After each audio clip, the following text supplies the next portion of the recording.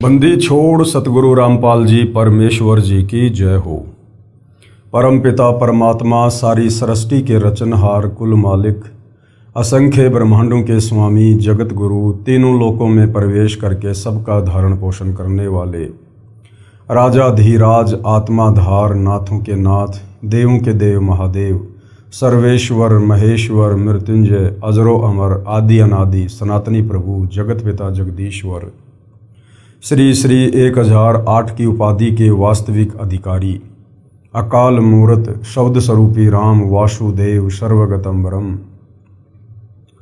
परम पूज्य प्रथम पूज्य परम संत परम पुरुष परम धनी परम दयालु सत्य कबीर हक्का कबीर अल्लाहु कबीर अल्लाहु अकबर बाखबर अल्लाह ताला जगत के तारणहार जगत के मुक्तिदाता जगत के जगन्नाथ हारे के सहारे हिंदुओं के राम मुसलमानों के अल्लाह सिखों के वाहिगुरु ईसाइयों के मसीह दया के सागर दयानिधि करुणा के सागर करुणानिधि स्वयंभू परिभू संकट मोचन कष्ट हरण मंगल करण दुख भंजन अविगत कबीर निर्विकार निर्विषम परमात्मा अलय अलेख सतगुरु आदि अनादि सतगुरु असली मर्यादा पुरुषोत्तम असली राम असली कृष्ण असली घनश्याम असली मुरारी राजाओं के राजा महाराजाओं के महाराजा शहंशाहों के शहंशाह सम्राटों के सम्राट भगवानों के भगवान अल्लाहों के अल्लाह प्रभुओं के प्रभु मसीहाओं के मसीह सच्चे वाहिगुरु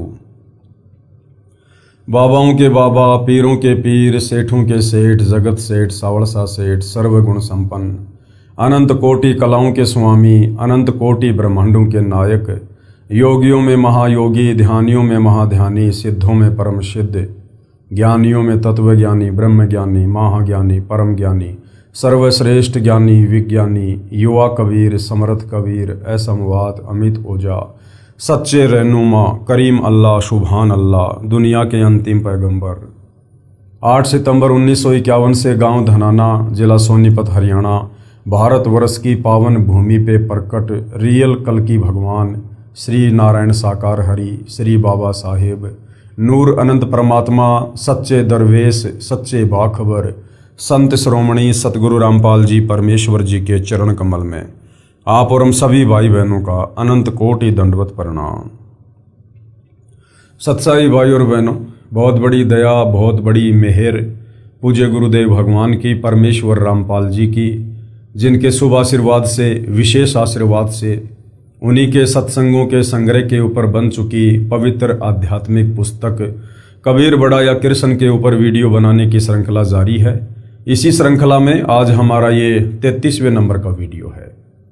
भाई और बहनों, इस पवित्र पुस्तक कबीर बड़ा या कृष्ण के ऊपर जो वीडियो बन रहे हैं, ये हिंदू समाज के लिए, यदि हिंदू समाज से जुड़े श्रद्धालुओं ने निष्पक्ष होकर रुचि लेकर यदि ये वीडियो देख लिए तो उनके लिए किसी वरदान से कम नहीं है, क्योंकि ये पवित्र पुस्तक चारों वेद पवित्र गीता और 18 पुराणों के ज्ञान से मिश्रित है। यानी इन तमाम सदग्रंथों का निष्कर्ष निकालकर भक्ति और भगवान को पहचानने के लिए, शास्त्र अनुकूल साधना के विषय में जानने के लिए, एक पूर्ण परमात्मा कौन है, वो कैसे मिले, कहाँ रहता है, क्या उसकी प्राप्ति की विधि है, ये सारी जानकारियां इस पवित्र पुस्तक में शामिल हैं। तो भाइयों और बहनों, अध्यात्म को लेकर जो शंकाएं, जो सवाल हमारे दिलो दिमाग में सदियों से गूंज रहे थे, अब ये पवित्र पुस्तक उन तमाम शंकाओं का समूल समाधान कर देगी, यदि आपने निष्पक्ष होकर अपनी आत्मा के कल्याण के लिए इस पवित्र पुस्तक को पढ़ लिया तो भाई और बहनों, वर्तमान में हमारा जो टॉपिक चल रहा है इस पवित्र पुस्तक को लेकर, वो है हु इज सुप्रीम गॉड, सर्वशक्तिमान परमात्मा कौन है, कबीर बड़ा या कृष्ण। मामला चल रहा है जनता की अदालत में, और जनता की अदालत में जनता को ही जज के रूप में रखा गया है, क्योंकि वर्तमान समय कलयुग की बिचली पीढ़ी का है, मोक्ष का प्राइम टाइम है, 21वीं सदी है, और जनता शिक्षित है, पढ़ी लिखी है, अपनी आंखों से अपने ही धर्म ग्रंथों में लिखी सच्चाई को देखकर भली भांति निर्णय करने में सक्षम है। इसलिए जनता की अदालत में जनता को ही जज के रूप में चुना गया है। एक तरफ श्री कृष्ण उर्फ विष्णु जी को पूर्ण परमात्मा बताते हुए तमाम हिंदू धर्मगुरु आचार्य शंकराचार्य श्री कृष्ण उर्फ विष्णु के वकील बनकर जनता की अदालत में खड़े हैं, तो दूसरी तरफ कबीर जी को पूर्ण परमात्मा साबित करते हुए उनके वकील के रूप में सतगुरु रामपाल जी खड़े हुए हैं। दोनों तरफ के वकील अपनी अपनी पूरी कोशिश कर रहे हैं अपने अपने इष्ट देव को पूर्ण परमात्मा साबित करने की। तो हिंदू धर्म के जितने भी धर्मगुरु हैं उनका कहना है कि हमारे चारों वेदों में, पवित्र गीता में और पुराणों में श्री कृष्ण उर्फ विष्णु को ही पूर्ण परमात्मा बताया गया है। ये अजरो अमर हैं, अविनाशी हैं, इनके कोई माता पिता नहीं है, इनके जन्म मृत्यु नहीं होती है और इन्हीं की भक्ति से मोक्ष मिलेगा। तो दूसरी तरफ सतगुरु रामपाल जी ने उन्हीं तमाम हिंदू धर्म ग्रंथों को दिखा दिखाकर, ना केवल हवाला देकर अपितु दिखा दिखाकर जनता के सामने ये क्लियर कर दिया कि ये ब्रह्मा विष्णु महेश ये नाशवान हैं, ये अविनाशी परमात्मा नहीं है, इनके माता पिता हैं, इनकी जन्म होता है, इनकी मृत्यु होती है, दुर्गा इनकी माँ है और ज्योति निरंजन यानी काल ब्रह्म इनका पिता है। और इनकी भक्ति से किसी भी जीव की मुक्ति नहीं हो सकती, क्योंकि मुक्ति के लिए ये खुद प्रयास कर रहे हैं परंतु इनको रास्ता नहीं मिल रहा है। अब भाइयों और बहनों, ये तमाम सबूत जो धर्म ग्रंथों में लिखे हैं, इस बात का जनता को भी पता है कि यह धर्म ग्रंथ ना तो इन वर्तमान के धर्मगुरुओं ने लिखे हैं और ना कबीर जी के वकील सतगुरु रामपाल जी ने लिखे हैं। ये तो सदियों से लिखे हुए हैं और सदग्रंथ ही अध्यात्म को समझने का एक जरिया होता है, एक माध्यम होता है। तो जनता को ये तो विश्वास हो गया है कि वास्तव में श्री कृष्ण उर्फ विष्णु अर्थात ये ब्रह्मा विष्णु महेश पूर्ण परमात्मा नहीं है। यदि कोई पूर्ण परमेश्वर है तो कबीर साहिब है। वेद जिनके विषय में चीख चीख कर गवाही दे रहे हैं, कबीर परमेश्वर की लीलाओं को लेकर कि वो परमात्मा जब धरती पर प्रकट होता है तो क्या लीला करता है, वेद उसकी गवाही दे रहे हैं और वेदों में जो गवाही लिखी है वो केवल कबीर जी के ऊपर ही खरी खरी उतर रही है। तो जनता को इतना तो विश्वास हो गया है कि हाँ, यदि सुप्रीम गॉड है तो कबीर जी हैं। अब जनता के मन में और बहुत सारी शंकाएं हैं जो इन नादान धर्म गुरुओं ने अज्ञानता के चलते, तत्व ज्ञानहीनता के चलते, पाखंडवाद के चलते जनता के दिलो दिमाग में भर रखी हैं। तो जनता चाहती है कि अध्यात्म को लेकर हमारी सारी शंकाएं निकल जाएं, तो हम कबीर जी को परमेश्वर मानकर और गीता अध्याय 4 श्लोक 34 के अनुसार तत्वदर्शी संत को गुरु धारण करके अपना मोक्ष करवाएं। तो तरह तरह के सवाल जनता कर रही है, लगभग 50 से ऊपर सवाल जनता कर चुकी है और जनता के प्रत्येक सवाल का सतगुरु रामपाल जी जनता की अदालत में खड़े होकर शास्त्र प्रमाणित जवाब दे रहे हैं और जनता की आंखों में घी सा घल रहा है। अब भाइयों और बहनों, जनता को अब यह समझाया जा रहा है कि कबीर जी जो पूर्ण परमात्मा है ये चारों युगों में आते हैं, क्योंकि अजरो अमर परमात्मा है, इनका कभी विनाश नहीं होता है, इनकी कभी जन्म या मृत्यु नहीं होती है, ये स्वयंभू है, स्वयं प्रकट होते हैं। इसलिए ये परमात्मा जब चाहे, जिस वेश में चाहें, जिस देश में चाहें, जिस काल में चाहें, ये परमात्मा प्रकट हो जाते हैं। तो जो कबीर परमात्मा लगभग 650 साल पहले बनारस के काशी में प्रकट हुए थे, वही कबीर परमात्मा अपने विधान अनुसार सतयुग में सत सुकृत ऋषि के नाम से प्रकट हुए। इसी प्रकार अपने तत्व ज्ञान का प्रचार किया।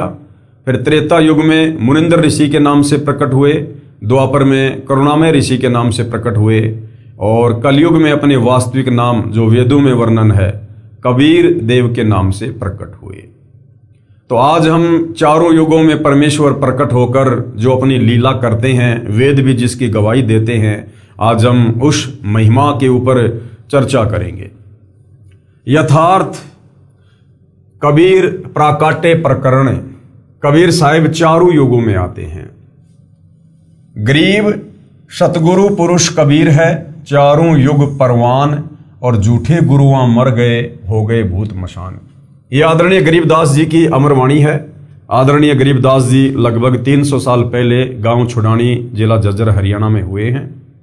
पूर्ण परमात्मा कबीर साहिब उनको सतलोक से चलकर आकर मिले, उनको अपना ज्ञान समझाया, उपदेश दिया, फिर उनको अपना गवाह बनाने के लिए ताकि वर्तमान कलयुग की पिछली पीढ़ी में पैदा हम आत्माओं को विश्वास हो कि वास्तव में सतलोक है, परमात्मा है और कोई ऐसी जगह है जहां जाने के बाद जन्म और मृत्यु नहीं होती है। तो कबीर परमेश्वर जी ने आदरणीय गरीबदास जी को अपना गवाह बनाना था, इसलिए उनकी आत्मा को शरीर से निकालकर सतलोक ले गए और सतलोक की सर्व रचना से परिचित करवाया, वहां के सुखों से परिचित करवाया, 21 ब्रह्मांड की रचना से परिचित करवाया, 7 संग ब्रह्मांड के स्वामी परब्रह्म यानी अक्षर पुरुष की पूरी स्थिति से उनको परिचित करवाया। ब्रह्मा विष्णु महेश के लोक दिखाए, जहां ब्रह्मा विष्णु महेश बैठे हुए थे वो जगह दिखाई, दुर्गा का लोक दिखाया, काल बलि का लोक दिखाया, तपतशिला दिखाई, नरक और स्वर्ग दिखाए, सब कुछ दिखाया। उसके बाद उनकी आत्मा को शरीर में छोड़ दिया और परमेश्वर से प्राप्त ज्ञान आधार से उन्होंने फिर एक अमर ग्रंथ की रचना की, जिसमें 24,000 वाणियां हैं, जिसको 5वां वेद सूक्ष्म वेद कहते हैं, सदग्रंथ साहिब कहते हैं। तो ये उसी सदग्रंथ साहिब की अमर वाणी है। गरीब सतगुरु पुरुष कबीर है। गरीबदास जी कह रहे हैं कि इस सृष्टि में यदि कोई सतगुरु है, सच्चा ज्ञान देने वाला है, और पुरुष यानी कोई भगवान है, तो वो कबीर जी हैं। चारों युग प्रवान है, चारों युगों का इतिहास उठा के देख लो, ये परमात्मा आते हैं। और झूठे गुरु मर गए, हो गए भूत मशान, और जो झूठे गुरु बनकर काल की तरफ से यहां आते हैं वो अंत में मरते हैं, उनकी दुर्गति होती है और मरने के बाद फिर वो भूत योनि में जाते हैं। सतयुग में कबीर देव यानी कबीर साहिब का सत सुकृत नाम से प्राकाटे, यानी सतयुग में कबीर परमात्मा सत सुकृत ऋषि के नाम से प्रकट हुए थे। तत्व ज्ञान के अभाव से श्रद्धालु शंका व्यक्त करते हैं कि जुलाहे रूप में कबीर जी तो विक्रमी संवत 1455 अर्थात सन 1398 में काशी में हुए थे। वेदों में कबीर देव यही काशी वाला जुलाहा धारण कैसे पूर्ण परमात्मा हो सकता है? जनता की क्या शंका है कि आप जिस कबीर जी को पूर्ण परमात्मा बता रहे हो, तो ये कबीर जी तो 650 साल पहले हुए हैं, और आप कह रहे हो कि कबीर जी सतयुग में भी आए थे, त्रेता में भी आए थे, वेदों में भी उनकी महिमा है। तो वेद तो सतयुग से चलते आ रहे हैं, तो कबीर जी जो 650 साल पहले आए थे, उनका जिक्र भला वेदों में कैसे हो सकता है? वो भला सतयुग त्रेता द्वापर में कैसे प्रकट हो सकते हैं? क्योंकि अभी जनता अध्यात्म से अपरिचित है, परमेश्वर की शक्ति से अपरिचित है, इसलिए इस प्रकार के सवाल करना जायज है। इस विषय में दास यानी सतगुरु रामपाल जी कह रहे हैं कि मेरी प्रार्थना है कि यही पूर्ण परमात्मा कबीर देव यानी कबीर परमेश्वर वेदों के ज्ञान से भी पहले सतलोक में विद्वान थे। इन वेदों का ज्ञान जो इस ब्रह्म को दिया गया, इस ब्रह्म ने जो ब्रह्मा जी को दिया, ब्रह्मा ने फिर अपने मानस इन पुत्रों को दिया, मनु जैसों को, उसके बाद ये आम समाज में आया। इन वेदों के ज्ञान से पहले भी कबीर परमात्मा सतलोक में विद्वान थे। सतयुग त्रेता द्वापर की तो बातें छोड़ दो, परमेश्वर वेदों के ज्ञान से भी पूर्व सतलोक में विद्वान थे तथा अपना वास्तविक ज्ञान यानी तत्व ज्ञान देने के लिए चारों युगों में भी स्वयं प्रकट हुए हैं। सतयुग में सतसुकृत नाम से, त्रेता युग में मुनिंद्र नाम से, और द्वापर युग में करुणामय नाम से, तथा कलयुग में वास्तविक कबीर देव कबीर प्रभु नाम से प्रकट हुए हैं। अब भाइयों और बहनों, ये तो काललोक का इतिहास भी है कि जो दुर्वासा ऋषि थे वो सतयुग में भी थे, राजा अमरीश के समय। दुर्वासा ऋषि त्रेता युग में भी थे, और वही दुर्वासा ऋषि फिर द्वापर में श्री कृष्ण जी के धार्मिक गुरु भी थे। जब एक जीव, दुर्वासा केवल एक जीव है, जब एक जीव अपनी सिद्धि शक्ति से, अपनी भक्ति की कमाई से, अपने तपोबल से जब चारों युगों में शरीर धारण करके रह सकता है, जब चाहे वो ऊपर के लोकों में जा सकता है, जब चाहे वो अपना शरीर छोड़कर अन्य शरीर धारण कर सकता है एक सिद्धि के बलबूते पर, तो कबीर परमेश्वर तो सर्व सिद्धियों का जनक है, दुर्वासा जैसी सर्व आत्माओं का जनक है, सारी सृष्टि का जनक है, तो वो परमात्मा क्या नहीं कर सकता है। कबीर जी ने कहा है कि मैं चारों युगों में आया हूं। सतयुग में सतसुकृत कह टेरा, यानी सतयुग में कबीर परमात्मा जी का नाम सतसुकृत था, और त्रेता नाम मुनिंद्र मेरा, और द्वापर में करुणा में कहाया और कलयुग में नाम कबीर धराया। ये धराया शब्द है, किसी ने रखा नहीं परमात्मा का नाम, परमेश्वर ने खुद अपना नाम इस कलयुग में कबीर रखवाया, धराया। इसके अतिरिक्त अन्य रूप धारण करके कभी भी प्रकट होकर अपनी लीला करके अंतर्ध्यान हो जाते हैं। उस समय लीला करने आए परमेश्वर को प्रभु चाहने वाले श्रद्धालु नहीं पहचान सके। सतयुग में, त्रेता में, द्वापर में और 650 साल पहले भी भक्ति करने वाले श्रद्धालु अपने परमेश्वर को नहीं पहचान पाए, क्योंकि सर्व महर्षियों व संत कहलाने वालों ने प्रभु को निराकार बताया है।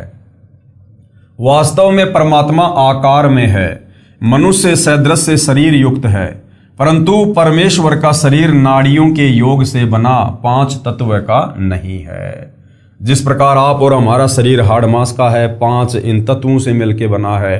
टट्टी, पेशाब, लार, थूक, अस्थि, मज्जा, गुदा, पता नहीं क्या क्या, ये कबाड़ भरा हुआ है। लेकिन कबीर परमेश्वर जी का जो शरीर है वो इन 5 तत्वों से मिलकर नहीं बना है। वे दिखाई जरूर जब लीला करने आते हैं तो आप और हमारे जैसे ही दिखाई देते हैं, परंतु उनका नूरी शरीर होता है। परमात्मा जी कहते हैं, हाड़ चाम लहू ना मेरे, कोई जाने सतनाम उपासी, यानी मेरे सच्चे नाम का उपासक भगत ही इस भेद को जानता है कि कबीर जी का शरीर 5 तत्व से बना आम प्राणियों की भांति नहीं होता है। हाड़ चाम लहू ना मेरे, कोई जाने सतनाम उपासी, और तारण तरण अभय पददाता, मैं हूं कबीर अविनाशी। एक नूर तत्व से बना है। पूर्ण परमात्मा जब चाहे यहां प्रकट हो जाते हैं। वे कभी मां से जन्म नहीं लेते, क्योंकि वे सर्व की उत्पत्ति करता है।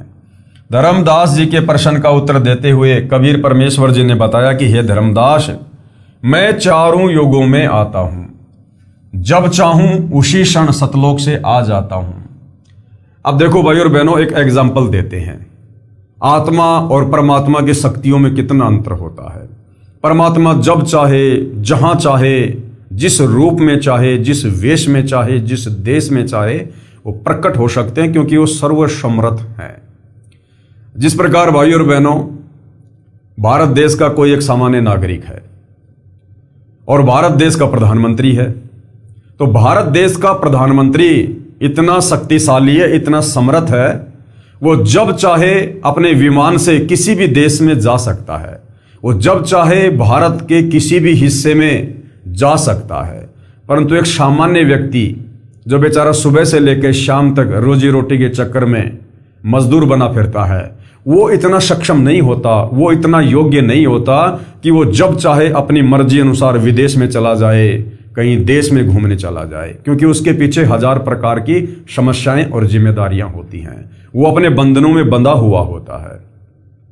लेकिन प्रधानमंत्री हर प्रकार से स्वतंत्र होता है, क्योंकि वो देश का राजा है।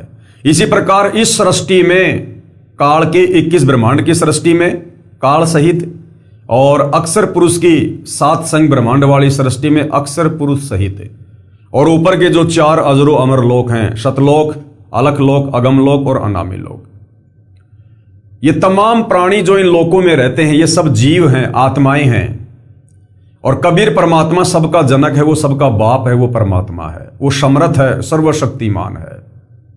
वो परमात्मा जब चाहे, जहां चाहे, कोई भी लीला कर सकता है। एक क्षण में परमात्मा सृष्टि को नष्ट कर सकता है, अगले क्षण में परमात्मा एज इट इज कर सकता है। तो इसी प्रकार भाई और बहनों, आत्मा और परमात्मा के भेद को समझें। अन्य रूप में वहां भी रहता है, यानी एक रूप में परमात्मा सतलोक में भी रहता है, और अपना अन्य रूप धारण करके परमात्मा जब चाहे किसी भी ब्रह्मांड में, किसी भी लोक में आ सकता है। जिस प्रकार भाई और बहनों, ये जो 21 ब्रह्मांड का स्वामी ज्योति निरंजन काल है, जो ब्रह्मा विष्णु महेश का पिता है, ये 1000 ये सिद्धियों का स्वामी है, 1000 ये कलाओं का स्वामी है। ये 1000 अपने भिन्न भिन्न रूप बना सकता है। 1000 रूप बनाकर ये अलग अलग लीला कर सकता है।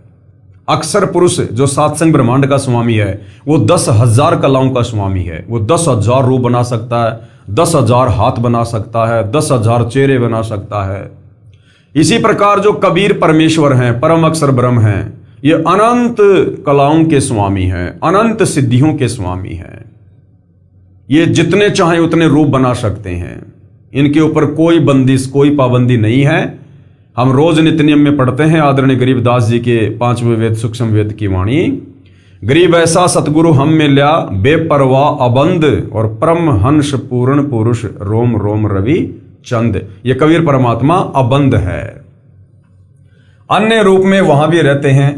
जब मैं ब्रह्मा से मिला, उसको तत्व ज्ञान में सृष्टि रचना का ज्ञान करवाया। कबीर परमात्मा कह रहे हैं, जब मैं इस काललोक में आकर श्री ब्रह्मा जी को मिला तो उसको तत्व ज्ञान में सृष्टि रचना का ज्ञान करवाया, तो वह प्रभावित हुआ तथा कहा कि आपका ज्ञान अद्वितीय है। ब्रह्मा जी ने कहा कि महाराज आपका ज्ञान तो चारों वेदों से परे है, अद्वितीय है। प्रथम मंत्र प्राप्त किया ब्रह्मा जी ने। ब्रह्मा तथा सावित्री को मैंने ओम मंत्र दिया, ये देखने के लिए कि ये कितना विश्वास करता है। इसके पश्चात मैं श्री विष्णु जी के पास विष्णु लोक गया, उससे भी ज्ञान चर्चा की तथा विष्णु भी मेरा शिष्य हुआ।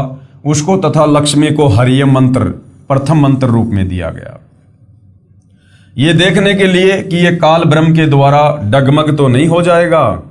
इसके पश्चात शिव के पास शंकर लोक में गया, उसको तथा पार्वती को सोहम नाम दिया, ये देखने के लिए कि कहीं ये भी काल ब्रह्म द्वारा फिर तो भ्रमित नहीं कर दिए जाएंगे। इसी प्रकार भाइयों और बहनों, वो सच्चा नाम सतनाम देने के लिए सतगुरु रामपाल जी हमें 4 महीने का या कम से कम 1 साल का समय देते हैं। प्रथम दीक्षा में हमें 7 मंत्र दिए जाते हैं और उसके बाद ये देखा जाता है कि ये आत्मा भक्ति मार्ग पर चलने के योग्य है या नहीं है, ये ज्ञान समझकर अपनी आत्मा का कल्याण चाहती है या नहीं चाहती है। जब परमेश्वर देख लेते हैं कि ये आत्मा बिल्कुल रुचि लेकर भक्ति कर रही है, इसे आत्मा का कल्याण करवाना है, तो परमेश्वर फिर उसे आगे सतनाम देते हैं जो 2 अक्षर का है। उसके पश्चात अन्य ऋषियों मनु आदि से ज्ञान चर्चा की, परंतु मनु आदि ऋषियों ने काल प्रभाव के कारण मेरे ज्ञान पर विश्वास नहीं किया। सतयुग में कबीर परमात्मा जो सतसुकृत ऋषि के नाम से आए थे, वो मनु को मिले और मनु को ज्ञान समझाया कि मनु, तू जिन वेदों को सर्वश्रेष्ठ मानकर पढ़ रहा है, इनमें कंप्लीट ज्ञान नहीं है। इन वेदों के अंदर पूर्ण परमात्मा की प्राप्ति का मार्ग नहीं है, केवल काल ब्रह्म तक की जानकारी है। काल ब्रह्म की प्राप्ति का मार्ग है, ब्रह्मलोक तक जाने का रास्ता है।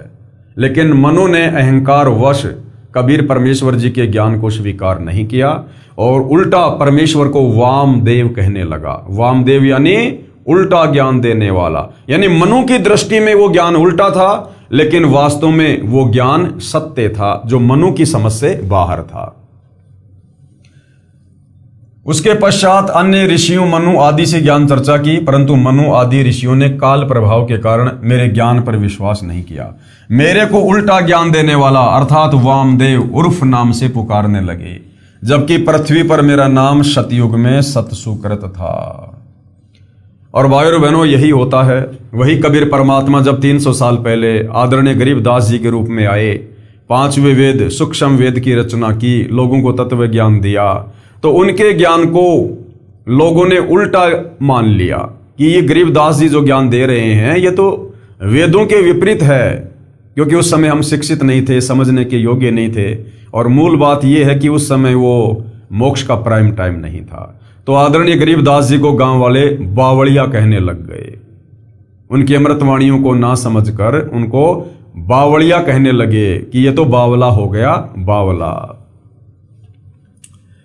कुछ दिनों पश्चात मैं फिर से ब्रह्मा के पास गया, ब्रह्मा से ज्ञान चर्चा करनी चाहिए, तो ब्रह्मा जी ने अरुचि दिखाई, क्योंकि जब काल ब्रह्म ने देखा कि मेरे बड़े पुत्र ब्रह्मा को तत्व ज्ञान से परिचित किया जा रहा है, उसने सोचा यदि मेरा पुत्र तत्व ज्ञान से परिचित हो गया तो मेरे से घृणा करेगा तथा जीव उत्पत्ति नहीं हो पाएगी, मेरा पेट कैसे भरेगा। क्योंकि काल ब्रह्म को 1 लाख मानव शरीरधारी जीवों को प्रतिदिन खाने का श्राप लगा है। इसलिए काल ब्रह्म ने, ध्यान से पढ़ना भाई और बहनों, इसलिए काल ब्रह्म ने अपने ज्येष्ठ पुत्र ब्रह्मा की बुद्धि को परिवर्तित कर दिया। ब्रह्मा के मन में विचार भर दिया कि काल ब्रह्म यानी ज्योति निरंजन ही पूज्य है, वह निराकार है और इससे भिन्न कोई अन्य परमात्मा नहीं है। जो तुझे ज्ञान दिया जा रहा है वह मिथ्या यानी झूठा है। यह अग्नि ऋषि जो तेरे पास आया था, क्योंकि परमात्मा अग्नि ऋषि के रूप में गए थे, वो अज्ञानी है, इसकी बातों में नहीं आना है। विचार करो भाई और बहनों, ब्रह्मा जी आप और हम आत्माओं से लाखों गुना श्रेष्ठ हैं, अच्छी आत्मा है, भक्ति के धनी हैं, तभी तो वो ब्रह्मा जी की पोस्ट पर बैठे हुए हैं। जब परमात्मा दूसरी बार सतनाम देने के लिए गए तो काल ब्रह्म ने अर्थात उनके पिता ज्योति निरंजन ने ब्रह्मा जी की बुद्धि परिवर्तित कर दी और ब्रह्मा जी ने परमेश्वर के ज्ञान में अरुचि दिखाई। अब विचार करो भाई और बहनों, जब ये काल बली 21 ब्रह्मांड का स्वामी अपने रिमोट से ब्रह्मा जी की बुद्धि परिवर्तित कर सकता है, उसे मोक्ष मार्ग से हटा सकता है, तो विचार करो भाई और बहनों, आप और हम इस पृथ्वी पर रहने वाले मानव शरीरधारी प्राणी तो बहुत ही निम्न स्तर के हैं।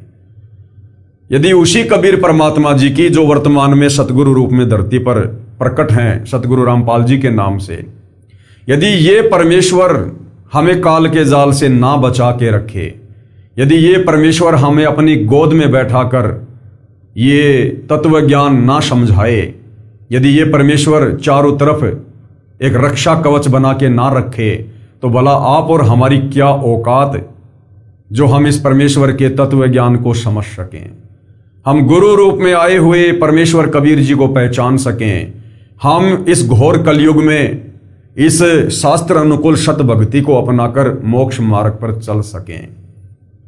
तो इससे स्वयं सिद्ध होता है कि वर्तमान में जिन जिन आत्माओं ने सतगुरु रामपाल जी को ही अपना इष्ट मान लिया है, जिन्होंने सतगुरु रामपाल जी के अलावा कहीं भी किसी अन्य कबीर भगवान को देखना बंद कर दिया है, जिसको पतिव्रता पद की भक्ति कहते हैं, जो आत्माएं साध संगति से जुड़ी हुई हैं। विचार करो भाई और बहनों, यदि सतगुरु रामपाल जी की विशेष रजा और कृपया हम आत्माओं पर ना हो तो हम इस भक्ति के निकट भी नहीं ठहर सकते, निकट भी। जबकि सतगुरु रामपाल जी से उपदेश प्राप्त करके कितने लोग तो भक्ति छोड़कर चले जाते हैं, कितने लोग भक्ति करते करते भी सतगुरु रामपाल जी को अपने जैसा मानुष मानकर, मां के गर्भ से जन्म लेकर आया हुआ मानकर, और किसी अन्य को, एक कागज की फोटो को जो गूगल पर देखने को मिलती है दाढ़ी मूछ वाली, जिसको कबीर दास कहते हैं, उसको परमात्मा मानकर पूज रहे हैं। तो भाई और बहनों, इससे स्वयं सिद्ध है कि आप और हमारे ऊपर साध संगति से जुड़ी आत्माओं पर कबीर परमेश्वर सतगुरु रामपाल जी की विशेष वीवीआईपी रजा है, वीवीआईपी रजा। और इस रजा को हम इसी प्रकार से मर्यादा में रहकर, गुरु को परमेश्वर मानकर, आत्मा के कल्याण को ही टारगेट मानकर इस मार्ग पर चलते रहें। हे धर्मदास, ब्रह्मा ने काल ब्रह्म के प्रभाव से प्रभावित होकर मेरे ज्ञान को ग्रहण नहीं किया तथा कहा, हे ऋषिवर, जो ज्ञान आप बता रहे हो यह अप्रमाणित है, इसलिए विश्वास के योग्य नहीं है। वह ब्रह्मा जी के अंदर काल बोल रहा है। वेदों में केवल एक परमात्मा की पूजा का विधान है, उसका केवल एक ओम ही जाप करने का है। मुझे पूर्ण ज्ञान है, मुझे आपका ज्ञान अस्वीकार्य है। हे धर्मदास, मैंने बहुत कोशिश की ब्रह्मा को समझाने की तथा बताया कि वेद ज्ञान दाता यानी वेदों का ज्ञान देने वाला ये ब्रह्म किसी अन्य पूर्ण ब्रह्म के विषय में कह रहा है। क्या कह रहा है? कि उसकी प्राप्ति के लिए तथा उसके विषय में तत्व से जानने के लिए किसी तत्वदर्शी संत यानी धीराणाम संत की खोज करो, फिर उनसे वह तत्व ज्ञान सुनो। लेकिन ब्रह्मा जी के एक भी बात समझ में नहीं आई और परमेश्वर जी ने इसका प्रमाण भी दिया, क्योंकि ब्रह्मा जी वेदों का ज्ञाता है। यजुर्वेद अध्याय 40 मंत्र 10 व 13 में स्पष्ट वर्णन है तथा गीता अध्याय 4 श्लोक 34 में भी स्पष्ट कहा है। इन प्रमाणों को देखकर भी काल ब्रह्म के अति प्रभाव के कारण ब्रह्मा ने मेरे विचारों में रुचि नहीं ली। मैंने जान लिया कि ब्रह्मा को काल ने भ्रमित कर दिया है, इसलिए विष्णु जी ने भी अरुचि की, तो मैं वहां से शिव शंकर के पास गया। ब्रह्मा के बाद परमात्मा विष्णु जी के पास गए, वहां भी काल ने उसकी बुद्धि फेर दी, क्योंकि यदि मेरे तीनों पुत्र तत्व ज्ञान से परिचित हो गए और इन्हें पता चल गया कि मैं काल ब्रह्म हूं और मुझे एक भयंकर श्राप लगा हुआ है, तो ये मेरे लिए कभी भी ये जीवों को उत्पन्न करने की, उनका पालन पोषण करने की और संहार करने वाला कार्य नहीं करेंगे। यही स्थिति शिव की देखकर, यानी शिव जी को भी डगमग कर दिया काल ने। परमात्मा कहते हैं फिर मैं नीचे पृथ्वी लोक में आया और वर्तमान में चल रही चतुर्युगी के प्रथम सतयुग में, यानी वर्तमान में यह कलयुग है, इससे पहले द्वापर युग था, उससे पहले त्रेता युग था और उससे पहले सतयुग था। तो परमात्मा कह रहे हैं कि मैं सतयुग में नीचे आया इस पृथ्वी पर।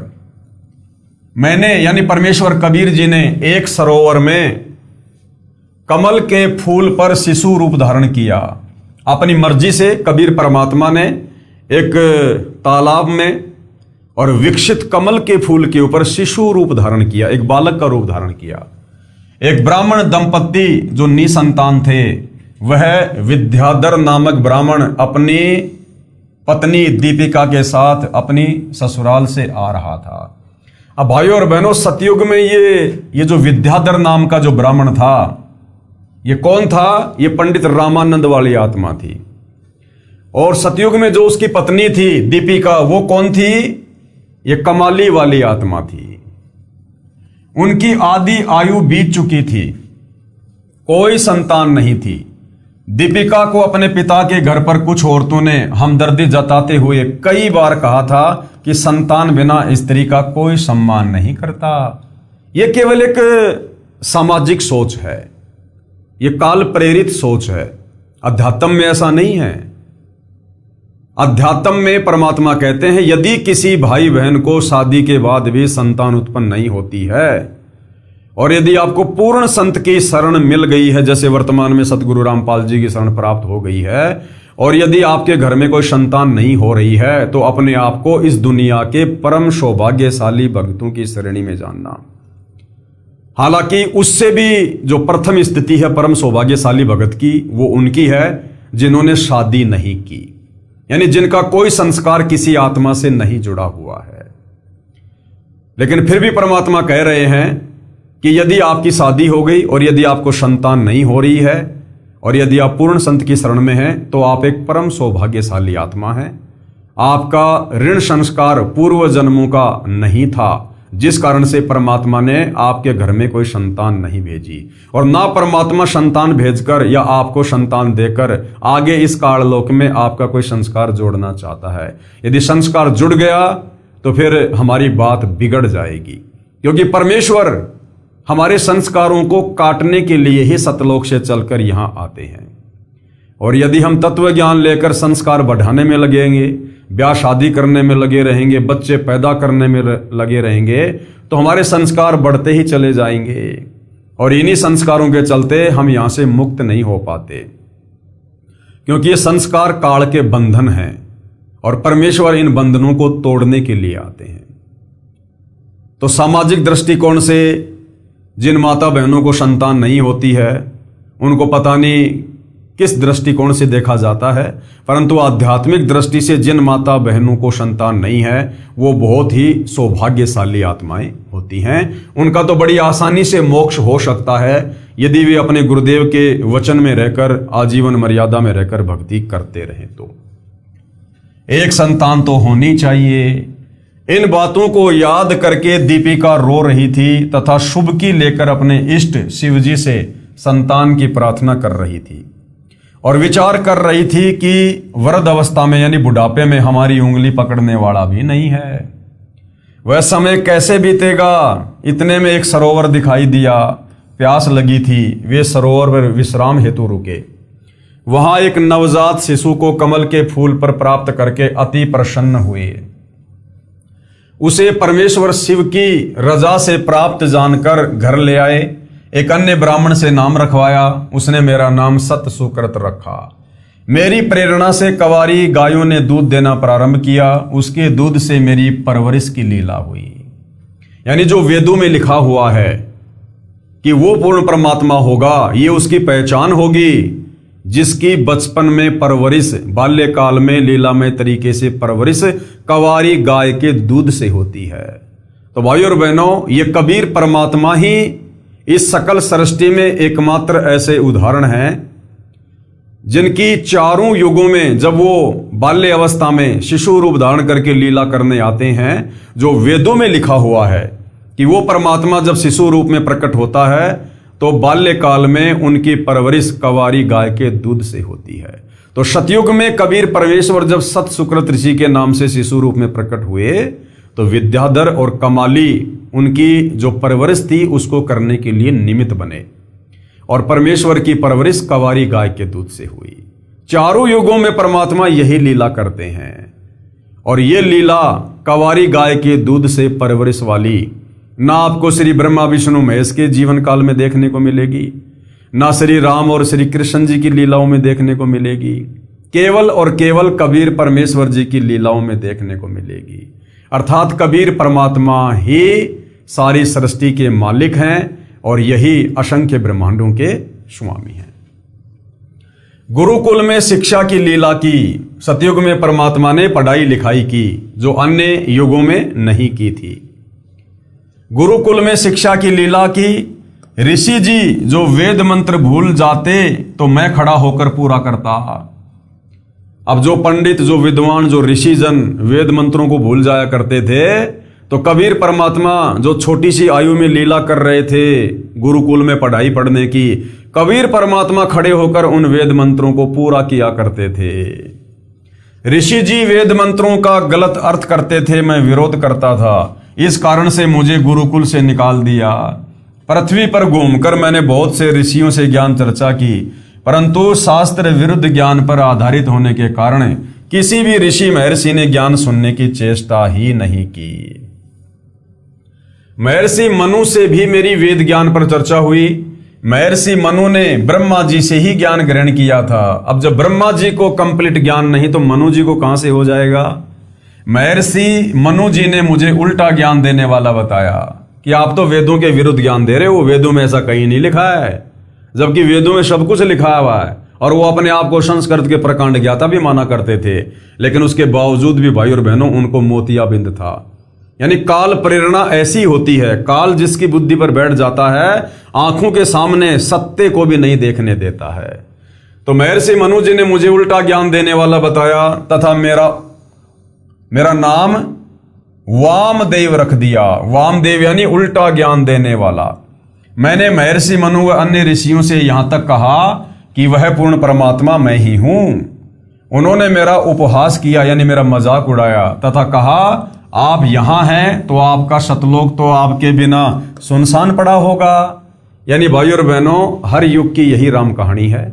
इस परमेश्वर को ना पहचान कर तत्व ज्ञान के अभाव में हम इस परमेश्वर का जब तक ज्ञान नहीं होता है मजाक ही उड़ाते हैं, उपहास ही करते हैं।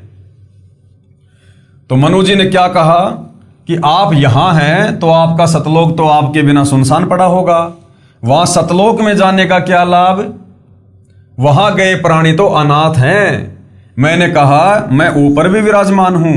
तब मनु जी सहित सर्व ऋषियों ने ठहाका लगाकर कहा फिर तो आपका नाम वामदेव बिल्कुल ठीक है। वामदेव का अर्थ है कि दो स्थानों पर निवास करने वाला भी है। वामदेव का एक अर्थ होता है दो जगहों पर निवास करने वाला, और एक अर्थ है उल्टा ज्ञान देने वाला। वाम अक्सर दो का बोधक है। इस प्रकार उन ज्ञानहीन व्यक्तियों ने यानी उन मनु जैसे ज्ञानहीन व्यक्तियों ने मेरे तत्व ज्ञान को ग्रहण नहीं किया। वामदेव का प्रमाण शिव पुराण पेज नंबर 606, 607 कैलाश संहिता प्रथम अध्याय में है। बहुत से प्रयत्न करने पर कुछ पुण्यात्माओं ने मेरा उपदेश ग्रहण किया। यानी सतयुग में कबीर परमेश्वर के ज्ञान को बहुत ही कम आत्माओं ने स्वीकार किया। मैंने सप्तम वेद यानी कबीर वाणी की रचना की, जिसकी काल द्वारा प्रेरित ज्ञानहीन ऋषियों ने बहुत निंदा की। जैसे परमात्मा ने 650 साल पहले आदरणीय धर्मदास जी को निमित्त बनाकर कबीर वाणी सप्तम वेद, पांचवा वेद, सूक्ष्म वेद लिखवाया, कबीर सागर। और जिस प्रकार वो 650 साल पहले वाले ऋषिजन पंडित वो परमेश्वर का मजाक किया करते थे कि ये अनपढ़, ये क्या वाणियां लिखवाएगा, ये क्या ज्ञान देगा। ऐसे ही परमात्मा चारों युगों में आते हैं अपनी कबीर वाणी के द्वारा बोल बोल कर लोगों को समझाते हैं, जिसको तत्व ज्ञान कहते हैं। फिर परमेश्वर उसको लिपिबद्ध करवा देते हैं। तो परमेश्वर जो वाणियां बोला करते थे, जो ज्ञान दिया करते थे, जो ग्रंथ उन्होंने लिखवाए, उस समय के ऋषिजन काल प्रेरणा से मजाक उड़ाया करते थे। मैंने सप्तम वेद अर्थात कबीर वाणी यानी 5वें वेद की रचना की, जिसकी काल द्वारा प्रेरित ज्ञानहीन ऋषियों ने बहुत निंदा की तथा जनता से इसे न पढ़ने का आग्रह किया। और यही कारण है भाइयों और बहनों, चाहते तो सतगुरु रामपाल जी यानी वही कबीर परमात्मा जो वर्तमान में धरती पर प्रकट हैं, चाहते तो ये भी नया सप्तम वेद लिख सकते थे, नया 5वां वेद लिख सकते थे। लेकिन परमेश्वर को भली भांति हम ज्ञानहीन, बुद्धिहीन, अपने आप को प्रकांड ज्ञाता समझने वाले 2 कोटि के जीवों की औकात का पता है कि जब इन्होंने सतयुग, त्रेता, द्वापर और कलयुग के प्रथम चरण में मेरे द्वारा लिखवाई गई या लिखी गई वाणियों पर विश्वास नहीं किया, तो वर्तमान समय तो कलयुग है। इस समय तो इंसान हर प्रकार से नीचे गिरा हुआ है। ये कैसे विश्वास करेंगे? ये लोग कहेंगे कि आप ही ने लिख दिया और आप ही बता रहे हो, इसका क्या प्रमाण है? इसलिए परमेश्वर ने पहले रचनाएं करवाई, अपने द्वारा या किसी अन्य के द्वारा, और उन सदग्रंथों का हवाला देकर आज हमें तत्व ज्ञान समझा रहे हैं ताकि हम विश्वास कर सकें। सतयुग के प्राणी मुझे केवल एक अच्छा कवि ही मानते थे। इस कारण से सतयुग में बहुत ही कम जीवों ने मेरी शरण ग्रहण की। ब्राह्मण विद्याधर वाली आत्मा त्रेता युग में वेद विद ऋषि हुए, यानी वही पंडित रामानंद जी वाली आत्मा फिर त्रेता युग में वेद विग नाम के ऋषि हुए, तथा कलयुग में ऋषि रामानंद हुए, तथा दीपिका वाली आत्मा त्रेता युग में सूर्या हुई। सतयुग में जो कमाली वाली आत्मा दीपिका थी, वो फिर त्रेता युग में क्या हुई? वो सूर्या नाम की उसी पंडित रामानंद जी की वो पत्नी हुई, तथा कलयुग में वो कमाली हुई। कमाली जो शेख तकी की लड़की थी, ये वही कमाली है। संत गरीबदास जी ने अपने भगवान तथा गुरु कबीर जी की महिमा का वर्णन करने में कमाल कर रखा है। सच्चाई तो परिपूर्ण है। कहा है कि पूर्ण प्रभु कबीर जी यानी कबीर देव, कबीर देव यानी वेदों में परमेश्वर का नाम कबीर देव है, कबीर अग्नि है। हम जिसे सीधा सीधा कबीर परमेश्वर, कबीर साहिब कह देते हैं। सतयुग में सत सुकृत नाम से स्वयं प्रकट हुए थे। उस समय गरुड़ जी, श्री ब्रह्मा जी, श्री विष्णु जी तथा श्री शिव जी आदि को सत ज्ञान समझाया था। आदि अंत हमरे नाही, मध्य मिलावा मूला, ब्रह्मा को ज्ञान सुनाया धर पिंडा अस्तूल। श्वेत भूमि को हम गए जहां विष्णु विशंबर नाथ, और हरियम हीरा नाम दे अष्ट कमल दल स्वाति। हम बैरागी ब्रह्म पद सन्यासी महादेव, सोहम नाम दिया शंकर को वो करे हमारी सेव। इस प्रकार सतयुग में परमेश्वर कबीर देव जी जो सत सुकृत नाम से आए थे, उस समय के ऋषियों व साधकों को वास्तविक ज्ञान समझाया करते थे, परंतु ऋषियों ने स्वीकार नहीं किया। सत सुकृत जी के स्थान पर परमेश्वर को वामदेव कहने लगे कि ये तो उल्टा ज्ञान दे रहा है, उल्टा ज्ञान। इसीलिए यजुर्वेद अध्याय 12 मंत्र 4 में विवरण है कि यजुर्वेद के वास्तविक ज्ञान को वामदेव ऋषि ने सही जाना तथा अन्य को समझाया। ये देखिएगा, वेद मंत्र है ये, यजुर्वेद अध्याय 12 मंत्र 4 आप जियों के सामने है। इसका अनुवाद भी किया गया है और सतगुरु रामपाल जी ने क्या समझाया है। यह यजुर्वेद अध्याय 12 मंत्र 4 की फोटोकॉपी है, जिसका अनुवाद महर्षि दयानंद सरस्वती जी ने किया है तथा सार्वदेशिक आर्य प्रतिनिधि सभा दिल्ली द्वारा छपाया गया है। इसमें स्पष्ट है कि वेदों के ज्ञान को वामदेव ऋषि ने ठीक से समझा तथा अन्य को समझाया। पवित्र वेदों के ज्ञान को समझने के लिए कृपया विचार करें। वेदों में यानी चारों वेदों में कबीर देव अर्थात कबीर परमेश्वर जी का प्रमाण है। पवित्र वेदों में प्रवेश से पहले यानी वेदों के उन श्लोकों को देखने से पहले प्रभु जानकारी के लिए पवित्र चारों वेद प्रमाणित शास्त्र हैं, यानी भगवान की जानकारी और प्राप्ति के लिए। हालांकि प्राप्ति का पूर्ण मार्ग नहीं है, लेकिन जानकारी कंप्लीट है कि वो परमात्मा कौन है, उसका नाम क्या है, वो कहाँ रहता है, वो कैसे मिलता है। तो उसकी जानकारी के लिए पवित्र वेदों की रचना उस समय हुई थी जब कोई अन्य धर्म नहीं था। यानी जो वेद परमेश्वर जी ने सर्वप्रथम इस ज्योति निरंजन को दिए थे, उसकी श्वासों के माध्यम से परमेश्वर ने ये चारों वेद जो है ये प्रकट करवाए थे। उस समय कोई धर्म नहीं था, 21 ब्रह्मांड में ही कोई धर्म नहीं था। ना कोई मुसलमान था, ना हिंदू था, ना सिख था, ना ईसाई था, ना जैनी। ये जितने भी धर्म हैं ये अभी लगभग 3 या 3,500 साल के अंदर अंदर बने हैं। सतयुग में भी कोई धर्म नहीं था, त्रेता में भी कोई धर्म नहीं था, द्वापर तक भी कोई धर्म नहीं था, केवल वर्ण व्यवस्था थी। अब ये कलयुग की पिछली पीढ़ी का समय, मोक्ष का प्राइम टाइम, काल ने कबीर परमात्मा से तपतशिला पर वचन ले रखा था, इसलिए उसको पता था कि वो परमात्मा आएगा, अपना तत्व ज्ञान देगा, आत्माओं को यहां से सतलोक ले जाएगा। तो हम आत्माओं को तरह तरह के बंधनों में जकड़ने के लिए धर्मों में बांट दिया, जातियों में बांट दिया, संप्रदायों में बांट दिया, ताकि हम उस ज्ञान तक पहुंच ही ना सकें। हम यहीं पर काल व्यवस्थाओं में उलझे रहें, अपने अपने धर्म को सर्वश्रेष्ठ मानकर दूसरों के धर्मों की पुस्तकों का अध्ययन ही ना करें, जातियों में बटे रहें, लड़ाई झगड़ों में, युद्धों में लगे रहें, और वो तत्वदर्शी संत आकर अपना ज्ञान देकर चला जाए और उसके बाद फिर हम लकीर पीटते रहें। तो ये काल का सुनियोजित षड्यंत्र है। हम इंसानों को जातियों में बांटना, धर्मों में बांटना, सबकी अलग अलग पुस्तकें बनवा देना।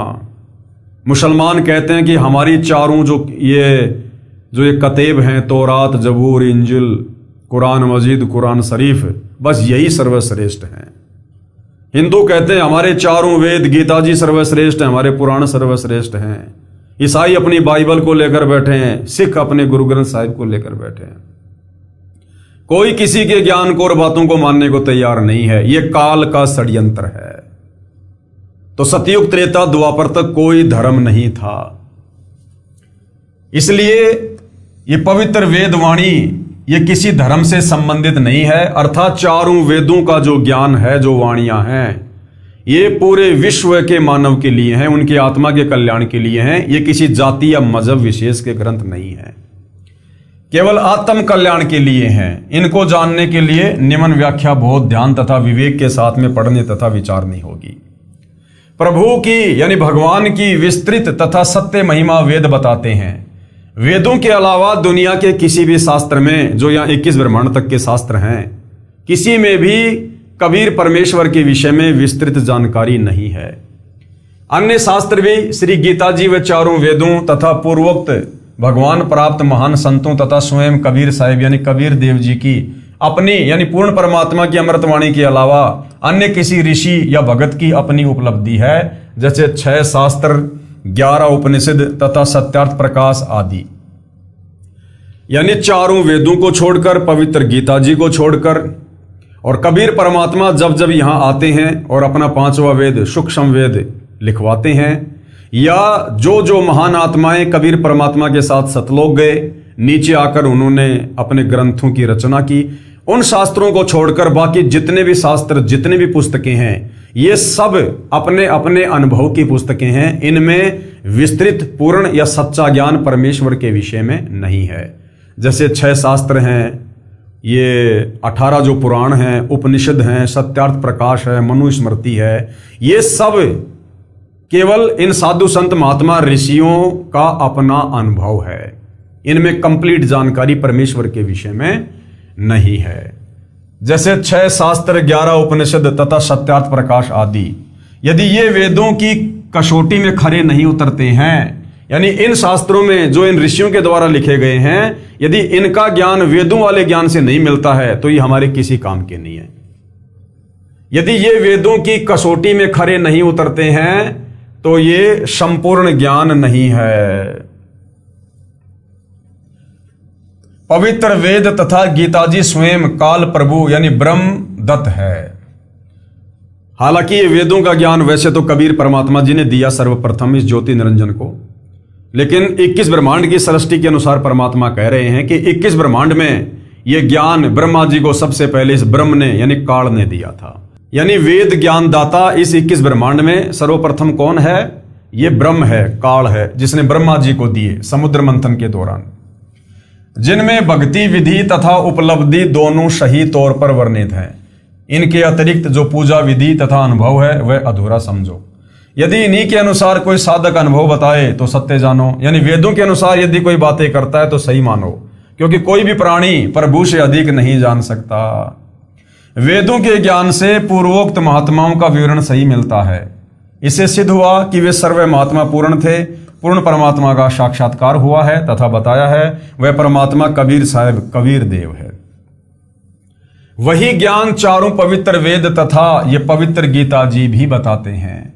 कलयुगी ऋषियों ने वेदों का टीका यानी भाषा भाष्य यानी अनुवाद ऐसे कर दिया जैसे कहीं दूध की महिमा कही गई हो, और जिसने कभी जीवन में दूध देखा ही ना हो और वह अनुवाद कर रहा हो वह ऐसे करता है। कैसे?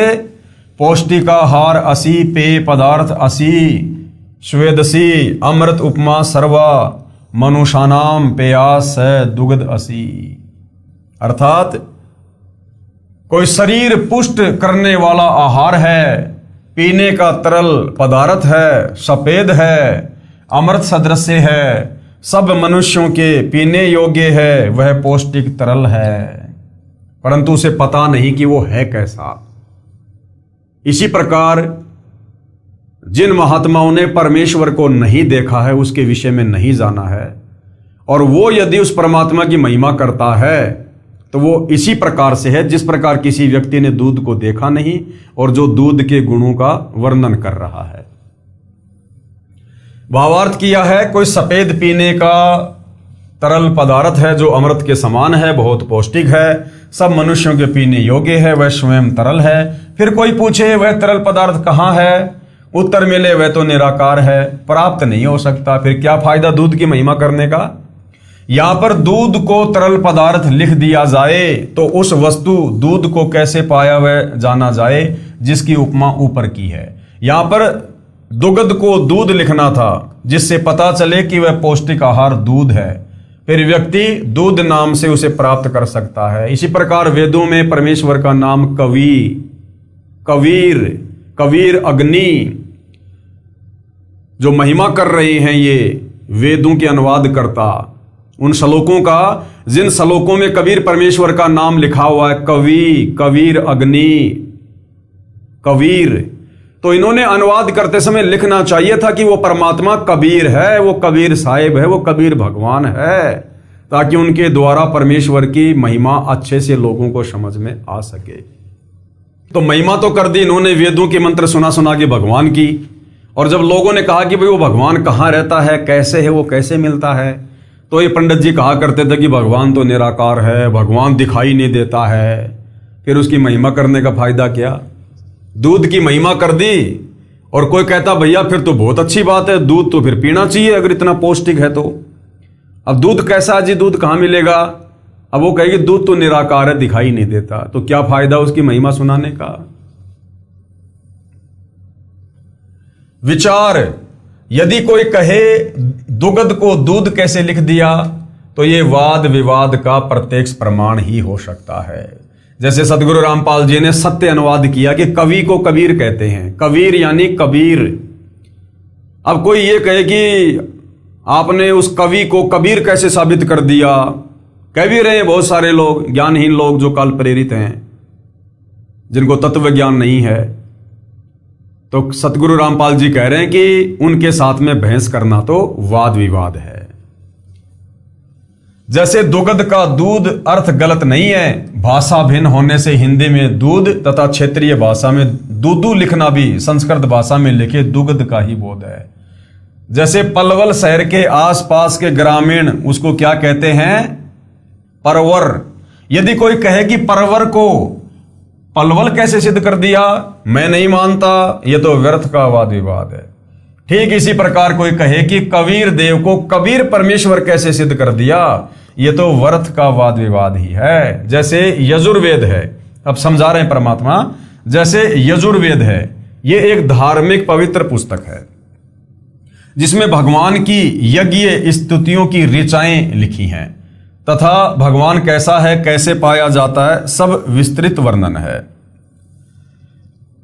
अब यदि पवित्र यजुर्वेद की महिमा कहें कि प्रभु की यज्ञ स्तुतियों की ऋचाओं का भंडार है, बहुत अच्छी विधि वर्णित है, एक अनमोल जानकारी है, और ये लिखे नहीं कि वह यजुर्वेद है, अपितु यजुर्वेद का अर्थ लिख दें कि यज्ञ स्तुतियों का ज्ञान है, तो उस वस्तु यानी पवित्र पुस्तक को कैसे पाया जा सकेगा? उसके लिए लिखना होगा कि वह पवित्र पुस्तक यजुर्वेद है जिसमें यज्ञ ऋचाएं हैं। इसी प्रकार इन तत्व ज्ञानहीन साधु संत महात्मा ऋषियों ने वेदों का अनुवाद करते समय भगवान की महिमा तो कर दी कि वो राजा के समान सिंहासन पर विराजमान है, उसके सिर के ऊपर मुकुट है, लेकिन उसका नाम नहीं लिख रहे, उस कवि का अर्थ वो कबीर नहीं कर रहे। क्योंकि भाइयों और बहनों, वेद जो परमेश्वर द्वारा प्रदत्त हैं, उस परमेश्वर के अलावा भला कौन उसका अनुवाद कर सकते हैं? केवल अड़ंगा कर सकते हैं, अनुवाद नहीं कर सकते। अब यजुर्वेद की संधि विच्छेद करके लिखें यजुर प्लस वेद, फिर भी वही पवित्र पुस्तक यजुर्वेद का ही बोध है। यजु प्लस वेद भी वही पवित्र पुस्तक यजुर्वेद का ही बोध है जिसमें यज्ञ स्तुतियों की ऋचाएं हैं। उस धार्मिक पुस्तक को यजुर्वेद कहते हैं। ठीक इसी प्रकार चारों पवित्र वेदों में लिखा है कि वह कबीर देव यानी कबीर परमेश्वर है, जो सर्वशक्तिमान, जगत पिता, सर्व सृष्टि रचनहार, कुल मालिक तथा पाप विनाशक व काल की कारागार से छुड़ाने वाला अर्थात बंदी छोड़ है। इसको कबीर देव लिखें तो भी कबीर परमेश्वर का ही बोध है, कवि प्लस देव लिखें तो भी कबीर परमेश्वर अर्थात उस कबीर प्रभु का ही बोध है। इसलिए कबीर देव उसी कबीर साहिब का ही बोध करवाता है। सर्वशक्तिमान, अजर अमर, सर्व ब्रह्मांडों का रचनहार, कुल मालिक है, क्योंकि पूर्वोक्त प्रभु प्राप्त संतों ने अपनी अपनी मातृभाषा में कबीर को कबीर बोला है। आदरणीय धर्मदास जी ने, गरीबदास जी ने, मलुकदास जी ने, दादू जी ने, नानक जी ने, घीसा जी ने, तथा वेद को वेद बोला है। इसलिए वह और बै के अंतर हो जाने पर भी वो पवित्र शास्त्र वेद का ही बोध है। विचार, जैसे कोई अंग्रेजी भाषा में लिखे कि God Kabir, Kabir is almighty, इसका हिंदी अनुवाद करके लिखें कबीर या कबीर परमेश्वर सर्वशक्तिमान है। अब अंग्रेजी भाषा में तो हलंत की व्यवस्था ही नहीं है, फिर मातृभाषा में इसी को कबीर कहने तथा लिखने लगे। यही परमात्मा कबीर देव अर्थात कबीर परमेश्वर तीन युगों में नामांतरण करके आते हैं। सतयुग, त्रेता, द्वापर में अपने वास्तविक नाम उस कबीर नाम से ना आकर नामांतरण करके आते हैं, अन्य नाम धारण करके आते हैं जिनमें इनके नाम रहते हैं। सतयुग में सतसुकृत, त्रेता युग में मुनिंद्र, द्वापर में करुणामय तथा कलयुग में कबीर देव यानी कबीर देव। वास्तविक नाम उस पूर्ण ब्रह्म का कबीर देव ही है, जो सृष्टि रचना से पहले भी अनामी लोक में विद्यमान थे। इन्हीं के उपमात्मक नाम सत्य पुरुष, अकाल मूर्त, पूर्ण ब्रह्म, अलख पुरुष, अगम पुरुष, परम अक्षर ब्रह्म आदि हैं। उसी परमात्मा को चारों पवित्र वेदों में कबीर अमित ओजा भी कहा है, यानी जिसकी शक्ति का कोई वारन पार ना हो। कबीर अंगारी भी कहा है, यानी जो पापों का नाश करने वाला है। उसको कबीर अग्नि भी कहा है, अग्नि यानी भगवान और कबीर यानी उस परमेश्वर का नाम कबीर भगवान। तथा कबीर देव, देव यानी भगवान कहा है, तथा सर्वशक्तिमान, सर्व सृष्टि रचनहार बताया है। पवित्र कुरान शरीफ में सूरत फुरकानी नंबर 25 आयत नंबर 19, 21, 52, 58 व 59 में भी प्रमाण है। कई एक का विरोध है कि जो शब्द कबीर देव है इसको संधि विच्छेद करने से कवि प्लस देव बन जाता है। यह कबीर परमेश्वर या कबीर साहिब कैसे सिद्ध किया? वह को बै तथा छोटी ई की मात्रा को बड़ी ई की मात्रा करना बेसमझी है। तो गुरुदेव भगवान कह रहे हैं विचार करो। एक ग्रामीण लड़के की सरकारी नौकरी लगी जिसका नाम था करमवीर पुत्र श्री धर्मवीर। सरकारी कागजों में तथा करमवीर पुत्र श्री धर्मवीर पुत्र प्रताप गांव के चौकीदार की डायरी में जन्म के समय लिखा था। सरकार की तरफ से नौकरी लगने के बाद जांच पड़ताल करवाई जाती है। एक सरकारी कर्मचारी आया जांच के लिए। उसने पूछा, करमवीर पुत्र श्री धर्मवीर का मकान कौन सा है? यानी कागजों में तो क्या नाम था? करमवीर। तो वो जांच अधिकारी आया, उसने कहा कि भाई करमवीर और पुत्र धर्मवीर का मकान कौन सा है? उसकी फला फला डिपार्टमेंट में नौकरी लगी है। गांव में उस करमवीर को कर्मा तथा उसके पिताजी को धर्मा तथा दादाजी को परता आदि उर्फ नामों से जानते थे। अब गांव वाले उस करमवीर को कर्मा, उसके पिता धर्मवीर को धर्मा और उसके दादाजी का नाम था प्रताप, उसको कहा करते थे परता। व्यक्तियों ने कहा कि इस नाम का लड़का इस गांव में नहीं है जी। अधिकारी ने कहा जी ये करमवीर कौन है? तो गांव वालों को तो पता ही नहीं था कि उसका कागजों में नाम उसका करमवीर है। वो तो उसको कर्मा कर्मा कहा करते थे। तो अधिकारी ने पूछा तो गांव वालों ने मना कर दिया, जी यहां तो इस गांव में कोई कर्मा नाम का लड़का नहीं है। काफी पूछताछ के बाद एक लड़का जो करमवीर का सहपाठी था उसने बताया यह कर्मा की नौकरी के बारे में है। तब उस बच्चे ने बताया कि यही करमवीर उर्फ कर्मा तथा धर्मवीर उर्फ धर्मा ही है। फिर उस कर्मचारी को शंका उत्पन्न हुई कि करमवीर नहीं करमवीर है। उसने कहा चौकीदार की डायरी लाओ, उसमें भी लिखा था करमवीर पुत्र धर्मवीर पुत्र प्रताप। पूरा व के स्थान पर बै तथा छोटी ई की मात्रा लगी थी। तो भी वही बच्चा कर्मवीर ही सिद्ध हुआ, क्योंकि गांव के नंबरदारों तथा प्रधानों ने भी गवाही दी कि बेशक मात्रा छोटी बड़ी या र आधा या पूरा है, लड़का सही इसी गांव का है। तो जो महापुरुष कबीर परमात्मा को, जिनका वेदों में नाम है कबीर, जिसको सतलोक में अपनी आंखों से देख कर आए हैं, उन गांव के नंबरदार और उन प्रधानों की तरह यहां पर बिल्कुल कलम तोड़ गवाही दी है कि वेदों में जिसका नाम कबीर है, कवि है, वो कबीर साहिब ही है, वो कबीर भगवान ही है। सरकारी कर्मचारी ने कहा नंबरदार अपने हाथ से लिख दे। नंबरदार ने लिख दिया, मैं करमवीर पुत्र धर्मवीर को जानता हूं जो इस गांव का वासी है, और हस्ताक्षर कर दिए। बेशक नंबरदार ने वीर में छोटी ई की मात्रा तथा कर्म में बड़े र का प्रयोग किया है, परंतु हस्ताक्षर करने वाला गांव का गणमान्य व्यक्ति है। किसी को कोई आपत्ति नहीं हो सकती, क्योंकि नाम की स्पेलिंग गलत नहीं होती।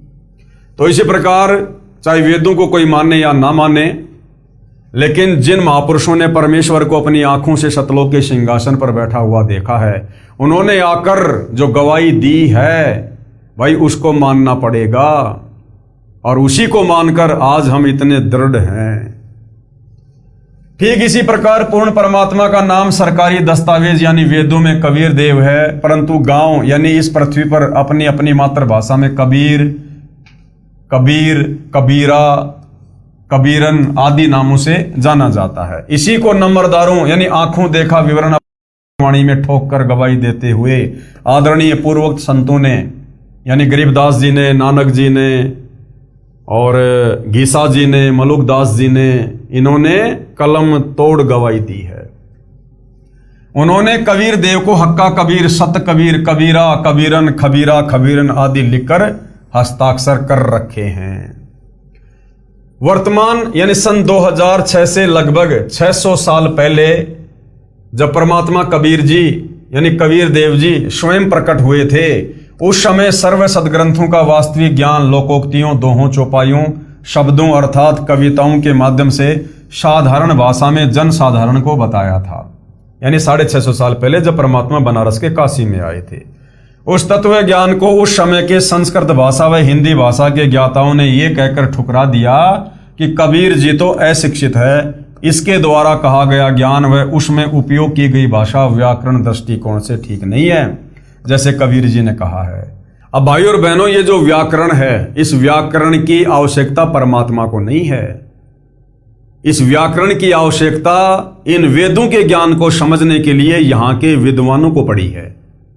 व्याकरण को जन्म भगवान ने नहीं दिया, ये व्याकरण इन वेदों के ज्ञान को समझने के लिए यहाँ के संस्कृत के विद्वानों ने बनाई है। तो व्याकरण का ज्ञान गलत हो सकता है, लेकिन वेदों का ज्ञान जो पूर्ण परमात्मा कबीर जी के द्वारा दिया गया है वो गलत नहीं हो सकता। तो कबीर परमेश्वर कहते हैं कि कबीर वेद मेरा भेद है, मैं ना वेदों के माही, और जौन वेद से मैं मिलूं ये वेद जानते नाही। या परमात्मा ने वेद नहीं बल्कि वेद लिखा है, तो वेद भी वेद का ही प्रतीक है। भावार्थ, परमेश्वर कबीर बंदी छोड़ जी ने कहा है कि जो 4 वेद हैं ये मेरे विषय में ही ज्ञान बता रहे हैं, परंतु इन 4 वेदों में वर्णित विधि द्वारा मैं यानी पूर्ण ब्रह्म यानी कबीर प्राप्त नहीं हो सकता। जिस वेद यानी सवसम वेद अर्थात सूक्ष्म वेद में मेरी प्राप्ति का ज्ञान है, उस वेद को 4 वेदों के ज्ञाता नहीं जानते। अब जिस सूक्ष्म वेद को परमात्मा यहां आकर लिखवाते हैं, उस वेद को ये नकली काल प्रेरित साधु संत नहीं मानते। और यहां के जो 4 वेद हैं जिनको ये सत्य मानकर बैठे हैं, इनमें पूर्ण परमात्मा का पूर्ण मार्ग नहीं है। उसको 4 वेदों के ज्ञाता नहीं मानते, यानी सूक्ष्म वेद को। इस वचन को सुनकर उस समय के आचार्य जन कहते थे कि कबीर जी को भाषा का ज्ञान नहीं है। देखो, वेद को वेद कहा है। अब भाई और बहनों, आज हिंदुस्तान में जितने भी हिंदू हैं, आप किसी से भी वेदों का जिक्र करो, आपको 99% लोग वेद ना बोलकर वेद बोलेंगे। वेद वेद बोलेंगे, वेद ना कि वेद। तो क्या उनका भावार्थ वेद नहीं है? अगर वो वेद बोल रहे हैं तो भी उनके कहने का भावार्थ वेद ही है। नहीं का ना ही कहा है, ऐसे व्यक्ति को शास्त्रों का क्या ज्ञान हो सकता है? इसलिए कबीर जी मिथ्या भाषण करते हैं, इसकी बातों पर विश्वास नहीं करना। स्वामी दयानंद जी ने सत्यार्थ प्रकाश समोल्लास 11 पेज नंबर 306 पर कबीर जी के विषय में यही कहा है। वर्तमान में मुजदास यानी सतगुरु रामपाल जी के विषय में विज्ञापनों में लिखे लेख पर आर्य समाज के आचार्यों ने यही आपत्ति व्यक्त की थी कि रामपाल जी को हिंदी भाषा भी सही नहीं लिखनी आती। वह को वह लिखता है, छोटी बड़ी मात्राओं को गलत लिखता है, कोमा व हलंत भी नहीं लगाता। इसका ज्ञान कैसे सही माना जाए? विचार, किसी लड़के का विवाह एक सुंदर सुशील युवती से हो गया। उसने साधारण वस्त्र पहने थे, मेकअप यानी हार श्रृंगार नहीं कर रखा था। उसके विषय में कोई कहे कि यह भी कोई विवाह है? वधू ने मेकअप हार श्रृंगार आभूषण आदि तो पहना ही नहीं है। अब विचार करो, विवाह का अर्थ है पुरुष को पत्नी प्राप्ति। यदि मेकअप श्रृंगार नहीं कर रखा तो वांछित वस्तु प्राप्त है। यदि श्रृंगार कर रखा है लड़की ने तो भी बुरा नहीं किया, परंतु एक श्रृंगार के अभाव से विवाह को ही नकार देना कौन सी बुद्धिमता है? तो ये छोटी मोटी मात्राएं, हलंत वगैरह, छोटी बड़ी ई ऊ की मात्रा, ये अटपट करके आप कबीर भगवान को भगवान होने से नकार नहीं सकते। ठीक इसी प्रकार परमेश्वर कबीर बंदी छोड़ तथा सतगुरु रामपाल जी भगवान द्वारा दिया तत्व ज्ञान है, वास्तविक ज्ञान प्राप्त है। यदि भाषा में श्रृंगार का भाव अर्थात मात्राओं व हलंतों की कमी है तो विद्वान पुरुष इनको ठीक करके पढ़ लो भाई। इसी तरह इस उलझी हुई ज्ञान गुत्थी को सुलझाया जाएगा। इसमें भाषा तथा व्याकरण की भूमिका क्या है? स्वामी दयानंद सरस्वती जी ने अपने द्वारा रचे पवित्र उपनिषद सत्यार्थ प्रकाश के 7वें समोल्लास में पेज नंबर 217, 212 अजमेर से प्रकाशित तथा पेज नंबर 173 दीनानगर दयानंद मठ पंजाब से प्रकाशित उसमें लिखा है। उसका भावार्थ है कि ब्रह्म ने यानी इस काल ने वेदवाणी 4 ऋषियों में जीवस्त रूप से बोले। जैसे लग रहा था कि ऋषि वेद बोल रहे थे, परंतु ब्रह्म बोल रहा था तथा ऋषियों का मुख प्रयोग कर रहा था। जीवस्त रूप का भावार्थ है जैसे ऋषियों के अंदर कोई और जीव स्थापित होकर बोल रहा हो। जैसे महाभारत युद्ध के समय इस काल ब्रह्म ने श्री कृष्ण जी के शरीर में जीवस्त होकर यानी प्रवेश करके गीता ज्ञान बोला। बाद में उन ऋषियों को कुछ मालूम नहीं कि क्या बोला, जैसे बाद में श्री कृष्ण जी को नहीं पता कि मैंने गीता ज्ञान में क्या बोल दिया और क्या लिखा। जैसे कोई प्रेत आत्मा किसी के शरीर में प्रवेश करके बोलती है, उस समय लग रहा होता है कि शरीर वाला जीव ही बोल रहा है, परंतु उस प्रेत के निकल जाने के बाद उस शरीर वाले जीव को कुछ मालूम नहीं होता कि मैंने क्या क्या बोला था। इसी प्रकार बाद में ऋषियों ने वेद भाषा को जानने के लिए व्याकरण यानी निघटु आदि की रचना की, जो स्वामी दयानंद जी के शब्दों में सत्यार्थ प्रकाश तीसरे समोल्लास पेज नंबर 80 अजमेर से प्रकाशित तथा पृष्ठ 64 दीनानगर पंजाब से प्रकाशित में पवित्र चारों वेद ईश्वर के द्वारा बनाए होने से निप्रभात हैं। वेदों का प्रमाण वेद ही है। चारों ब्राह्मण व्याकरण निघटु आदि ऋषियों कृत होने से त्रुटि युक्त हो सकते हैं। उपरोक्त विचार स्वामी दयानंद जी के हैं। यानी आर्य समाज के प्रवर्तक दयानंद जी का भी यही कहना है कि वेदों का जो ज्ञान है वो भगवान के द्वारा दिया गया ज्ञान है, जिसमें कोई कमी नहीं है। लेकिन आगे चलकर ऋषियों को जो वेदों का ज्ञान समझ में नहीं आया तो उन्होंने व्याकरण को उत्पन्न किया। तो ऋषि जी कह रहे हैं कि व्याकरण में त्रुटि हो सकती है, जो वेदों को समझने के लिए ऋषियों ने बनाई थी, परंतु जो वेद ज्ञान है जो परमात्मा के द्वारा दिया गया है उसमें कोई त्रुटि नहीं है। विचार करें, वेद पढ़ने वाले ऋषियों के अपने विचारों से रचे उपनिषद एक दूसरे के विपरीत व्याख्या कर रहे हैं। मान लीजिए 5 ऋषि हैं, पांचों ने वेदों को पढ़ा, तो वेद तो वही हैं, वेदों में तो कोई हेराफेर नहीं है, मूल संस्कृत भाषा में श्लोक में कोई हेराफेर नहीं है। 5 ऋषि हैं, पांचों ने उन्हीं वेदों को पढ़ा और उन वेदों को पढ़कर 5 ऋषियों ने जो उसकी व्याख्या की, जो अनुवाद किया, उन 5 ऋषियों का अनुवाद आपस में मेल नहीं खाता है। विचार करें, वेद पढ़ने वाले ऋषियों के अपने विचारों से रचे उपनिषद एक दूसरे के विपरीत व्याख्या कर रहे हैं। इसलिए वेद ज्ञान को तत्व ज्ञान से ही समझा जा सकता है, ना कि व्याकरण से। तत्व ज्ञान यानी शब्दम वेद पूर्ण परमात्मा कबीर देव ने यानी कबीर साहिब ने स्वयं आकर बताया है, तथा चारों वेदों का ज्ञान ब्रह्म द्वारा बताया गया है। और वेदों को बोलने वाला ब्रह्म यानी काल स्वयं पवित्र यजुर्वेद अध्याय 40 मंत्र नंबर 10 में कह रहा है कि उस पूर्ण ब्रह्म को यानी सारी सृष्टि के मालिक उस कबीर देव को, जो पूर्ण ब्रह्म है, कोई तो समवात यानी जन्म लेकर प्रकट होने वाला अर्थात आकार में कहता है, तथा कोई असमवात यानी जन्म न लेने वाला अर्थात वह निराकार कहते हैं। परंतु इसका वास्तविक ज्ञान तो धीराणाम यानी पूर्ण ज्ञानी अर्थात तत्वदर्शी संत जन ही पूर्ण निर्णायक भिन्न भिन्न बताते हैं कि वास्तव में परमात्मा जन्म लेता है या प्रकट होता है। उसको ध्यान पूर्वक सुनो, यानी तत्वदर्शी संत जो सत्संग करे, जो पुस्तक लिखे। जैसे वर्तमान में तत्वदर्शी संत की भूमिका में सतगुरु रामपाल जी हैं, या तो उनके सत्संग सुनने से पता चलेगा या फिर उनके द्वारा लिखित पुस्तकें पढ़ने से पता चलेगा। इससे स्वयं सिद्ध है कि वेद बोलने वाला ब्रह्म यानी काल भी स्वयं कह रहा है कि उस पूर्ण ब्रह्म यानी कबीर देव के बारे में मैं भी पूर्ण ज्ञान नहीं रखता। उसको तो कोई तत्वदर्शी संत ही बता सकता है। गीता अध्याय 4 श्लोक 34। इसी प्रकार इसी अध्याय के मंत्र नंबर 13 में कहा है कि कोई तो विधाया यानी अक्षर ज्ञानी एक भाषा के जानने वाले को विद्वान कहते हैं, दूसरे अविधाया यानी निरक्षर को अज्ञानी कहते हैं। ये जानकारी भी वो धीराणाम यानी तत्वदर्शी संत ही विस्तृत व्याख्या बयान करते हैं। यानी वास्तव में विद्वान कौन है ये भी वो तत्वदर्शी संत ही बताएगा। चाहे दुनिया की कितनी भाषाएं पढ़ लो, अगर आपको तत्व ज्ञान नहीं है, वेद ज्ञान नहीं है, भगवान के विषय में जानकारी नहीं है, भगवान की प्राप्ति का मार्ग नहीं है, तो आप विद्वान नहीं हैं।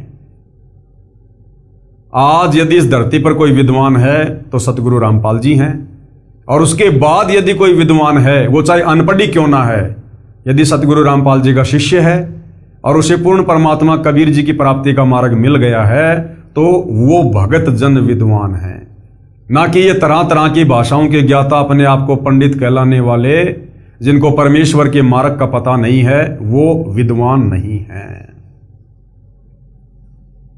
विशेष उपरोक्त इन प्रमाणों को विवेचन करके सद्भावना पूर्वक पुनर्विचार करें तथा वय को वय तथा छोटी बड़ी मात्राओं की शुद्धि अशुद्धि से ही ज्ञानी व अज्ञानी की पहचान नहीं होती, वह तो तत्व ज्ञान से ही होती है।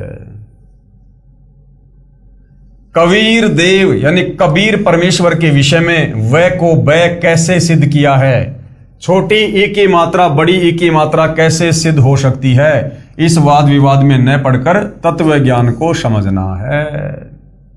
जैसे यजुर्वेद है, यह एक पवित्र पुस्तक है, इसके विषय में कहीं संस्कृत भाषा में विवरण किया हो, जहां यजु या यजुम आदि शब्द लिखे हों, तो भी पवित्र पुस्तक यजुर्वेद का ही बोध समझा जाता है।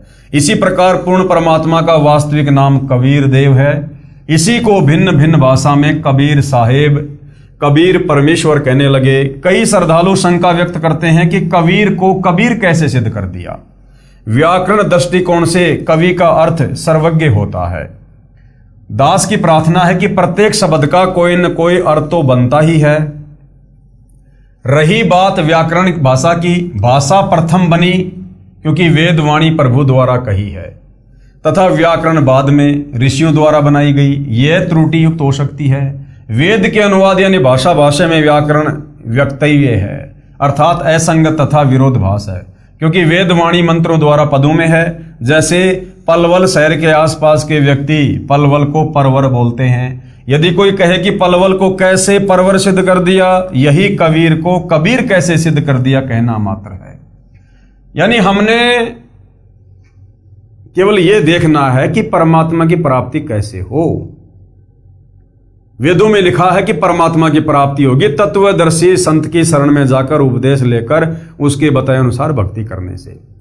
अब तत्वदर्शी संत कौन है, कैसा होता है, उसकी पहचान क्या है, वो चारों वेदों के निष्कर्ष पवित्र गीता जी में लिखी है। अध्याय 15 श्लोक 1 से 4 कि जो उल्टे लटके हुए संसार रूपी वृक्ष के सभी विभागों को बता दे कि पूर्ण परमात्मा कौन है और इस भक्ति रूपी पेड़ की डार कौन है, जड़ कौन है, ये तना कौन है, शाखा कौन है, ये पत्ते कौन है, तो समझो वो तत्वदर्शी संत है जो पूरी सृष्टि की व्याख्या कर दे एक पेड़ के माध्यम से।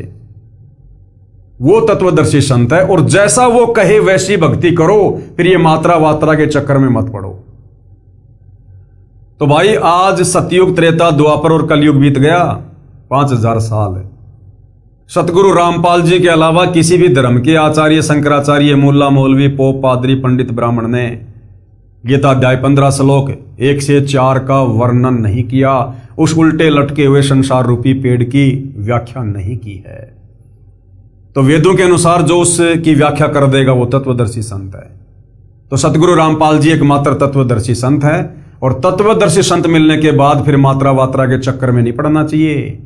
जैसा वो रास्ता बताए उस रास्ते पर आंख बंद करके चलना चाहिए अगर मोक्ष चाहिए तो, अन्यथा काल यहां दुनिया भर की अटपट करेगा।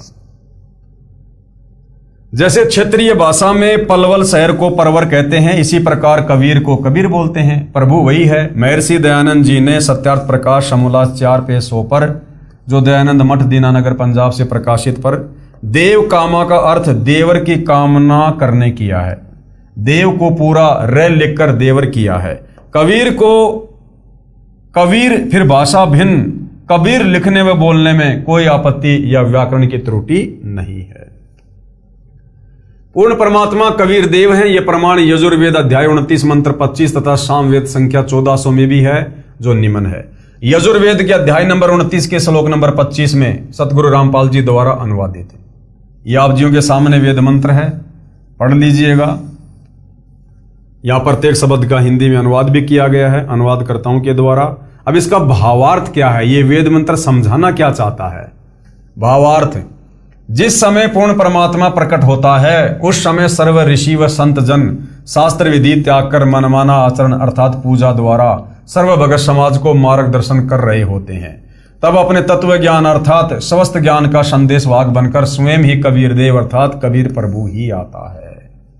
जैसे परमात्मा सतयुग में आए, उससे पहले काल प्रेरणा से मनु जैसे विद्वान कहलाने वाले लोग पूरे समाज को शास्त्र विरुद्ध ज्ञान पर लगाए हुए थे, भगवान को निराकार साबित करके रखे हुए थे, वेद विरुद्ध ज्ञान दिया हुआ था।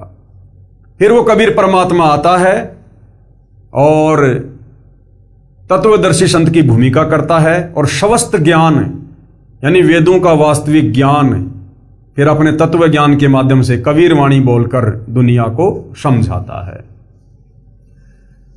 संख्या नंबर 14 सामवेद उतारचिक अध्याय नंबर 12 खंड नंबर 3 श्लोक नंबर 5 सतगुरु रामपाल जी द्वारा अनुवादित यानी भाषाभाष से। ये साफ साफ लिखा हुआ है, श्लोक आप जियों के सामने है, प्रत्येक का हिंदी में अर्थ है। भावार्थ है, जैसे यजुर्वेद अध्याय 5 मंत्र 1 में कहा है कि अग्ने तनु अशी यानी परमेश्वर सह शरीर है। विष्णवे तवा सोमस्य तनु असी, उस अमर प्रभु का पालन पोषण करने के लिए अन्य शरीर है जो अतिथि रूप में कुछ दिन संसार में आता है। तत्व ज्ञान से अज्ञान निद्रा में सोए प्रभु प्रेमियों को जगाता है।